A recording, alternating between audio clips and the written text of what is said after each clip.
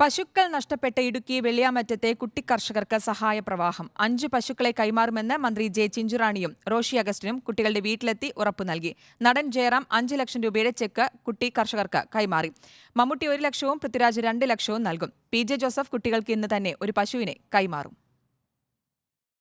കഴിഞ്ഞ ദിവസമാണ് കുട്ടിക്കർഷകരായ ജോർജിന്റെയും മാത്യുവിന്റെയും 13 പശുക്കൾ ചത്തത്.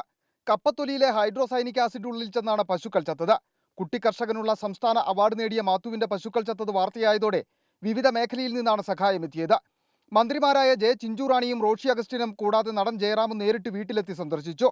മാത്യുവിന് ഇൻഷുറൻസ് പരിരക്ഷയുള്ള 5 പശുക്കളെ ഉടൻ കൈമാറും. 1 മാസത്തെ കാലിത്തീറ്റ സൗജന്യമായി നൽകും. 45,000 രൂപ മിൽമ അടിയന്തര സഹായം നൽകുമെന്നും നാളത്തെ മന്ത്രിസഭാ യോഗത്തിൽ വിഷയം അവതരിപ്പിച്ച് കൂടുതൽ സഹായം നൽകുമെന്നും മന്ത്രി ജെ ചിഞ്ചുറാണി പറഞ്ഞു. പ്രത്യേകിച്ച് അവരുടെ അച്ഛൻ മരണപ്പെട്ടതിന് ശേഷം അതുകൊണ്ട് ഒരു പ്രത്യേക സ്നേഹം മാത്യുവിനോട് എപ്പോഴും ഞങ്ങൾക്കുണ്ടായിരുന്നു. അതുകൊണ്ട് വളരെ പെട്ടെന്ന് തന്നെ ഇന്നലെ ആശുപത്രിയിലാണെന്ന് അറിഞ്ഞു. മാത്യുവിൻ്റെ നമ്പർ എടുത്ത് ഞാൻ നേരിട്ട് വിളിച്ചു. മാത്യു ആയിട്ട് സംസാരിച്ചു. സങ്കടപ്പെടേണ്ട, ബുദ്ധിമുട്ടേണ്ട, എല്ലാവിധ സഹായവും ഗവൺമെൻറ്റിൻ്റെ ഭാഗത്തുനിന്നുണ്ടാകും എന്ന നിലയ്ക്ക് തന്നെ ഞങ്ങൾ പറഞ്ഞിരുന്നു. കുട്ടിക്കർഷകരുടെ വീട്ടിലെത്തിയ നടൻ ജയറാം 5 ലക്ഷം രൂപയുടെ ചെക്ക് കുട്ടികൾക്ക് കൈമാറി. 5 ലക്ഷം രൂപയ്ക്ക് കൃഷ്ണഗിരിയിൽ നിന്ന് പശുക്കളെ വാങ്ങുവാൻ പറ്റുമെന്നും ജയറാം പറഞ്ഞു. ഈ 5 ലക്ഷം രൂപയ്ക്ക് നമുക്കൊരു 12 പശുവിനെ നമുക്ക് കൃഷ്ണഗിരിയിൽ നിന്ന് ഇവിടെ കയറ്റി ഇവിടെ കൊണ്ടിറക്കാൻ പറ്റും.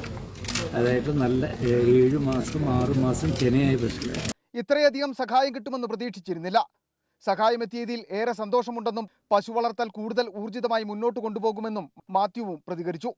ഇതോടൊപ്പം നടൻ മമ്മൂട്ടിയും പൃഥ്വിരാജും സഹായ വാഗ്ദാനം നൽകിയിട്ടുണ്ട്. മമ്മൂട്ടി 1 ലക്ഷവും പൃഥ്വിരാജ് 2 ലക്ഷവും ദൂതന്മാർ വഴി വീട്ടിലെത്തിച്ചു നൽകും. ഒപ്പം PJ ജോസഫ് ഒരു പശുവിനെ ഇന്ന് കുട്ടികൾക്ക് കൈമാറും. റിപ്പോർട്ടർ, ഇടുക്കി.